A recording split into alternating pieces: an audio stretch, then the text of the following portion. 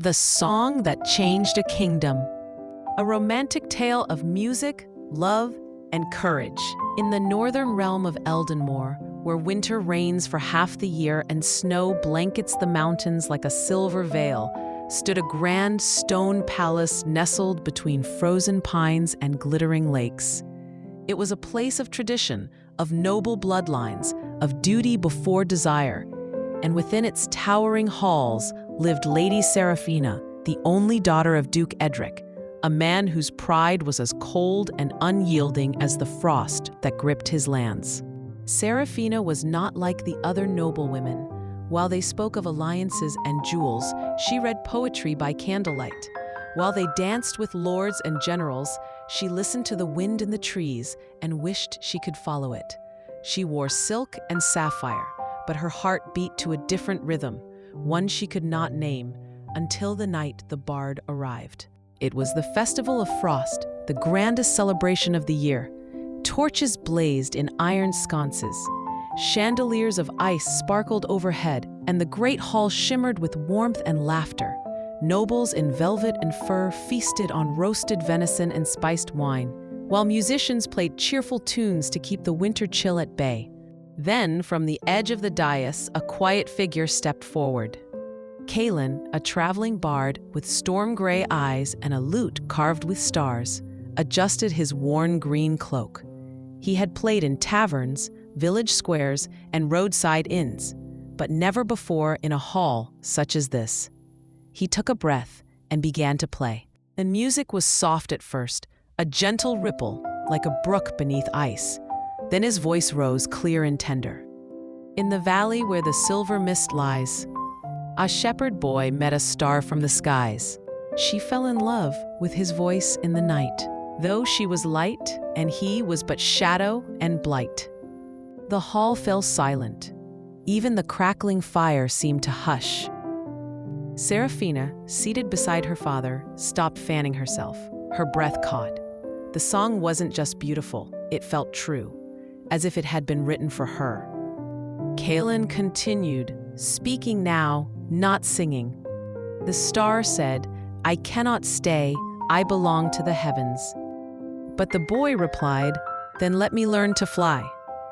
And every night he sang, not to keep her, but to let her know she was loved. When the final note faded, the room erupted in applause. But Seraphina did not clap. She stared at the bard, tears glistening in her eyes. For the first time in her life, she felt seen. Later that night, unable to sleep, Seraphina wandered the moonlit rose garden, frozen roses glittering like glass under the stars. There, she found Kalen sitting on a stone bench, staring upward. "You sing as if you've lived that story," she said softly. He turned, startled. "My lady." "No titles tonight," she smiled. "Just truth." And so he told her, at 16, he had fallen in love with a noblewoman during a summer fair. They met only once, spoke for an hour, but he never forgot her. He wrote the song that night and had carried it ever since. "She was above me," he said, "and I was beneath the stars." Seraphina stepped closer. What if love doesn't care about above or beneath?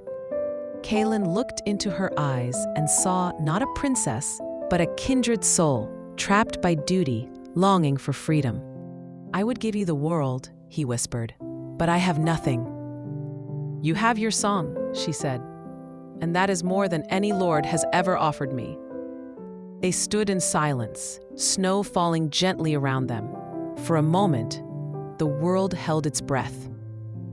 Then Kalen pulled away. "I must go at dawn. Staying would bring you shame." "But what if I want to be with you?" she asked, voice trembling. He smiled sadly. "Then we would both be ruined." He played one last song, just for her, a new melody, tender and aching. "There's a girl with eyes like springtime rain, who listens close when I sing of pain." When it ended, she reached for his hand. He let her hold it, just for a moment. Then he walked away into the snow. She watched until he vanished. Weeks passed. Kalen traveled from village to village, playing in halls and homes. but his heart was heavy. He could still see her face in the firelight. One night, a young page found him in a snowy inn, breathless, holding a letter sealed with a rose. "Kaelin," it read in delicate script, "I have refused Lord Torin. I told my father I will not marry for power. I choose love. I choose you. If you do not come, I will leave to find you. Seraphina." Kaelin read it again and again. Then he stood, grabbed his lute, and rode through blizzards and dark forests back to Eldenmoor. When he arrived, the Duke was holding court. Lord Torin demanded Seraphina be forced into marriage or sent to a convent. The doors burst open. Kaelin stood there, soaked and breathless. "I love your daughter," he said. "Not for her title, not for her wealth, but for her soul. And if that is not enough, let me sing it." He played a song unlike any before, raw, honest, a plea not to the nobles but to the father. A father guards his daughter well, with walls of stone and iron spell. But love is not a thief or foe. It's the seed the heart must sow. The hall fell silent. Even the Duchess wept. The Duke stared at his daughter, her eyes full of hope. At last he spoke. "You have nothing," he said. "I have my heart," Kaelin replied, "and my word." The Duke nodded slowly. "Stay, serve, work, earn your place. In 1 year, if she still chooses you, I will not stand in your way." Seraphina smiled through tears. "A year's nothing. We've already lived a lifetime in songs." 1 year later, spring had returned. Flowers bloomed in the meadows, and on the edge of the village, near the woods, stood a small cottage with a sign, "Kaelin, Keeper of Songs." Children gathered there every evening, listening to tales and melodies.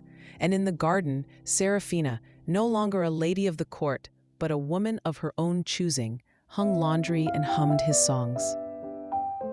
One evening, as the sun dipped behind the hills, Kaelin finished a ballad. She walked over and kissed his cheek.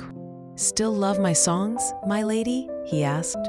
"Always," she said, "especially the one about the star and the shepherd." He smiled. "I changed the ending." "Oh?"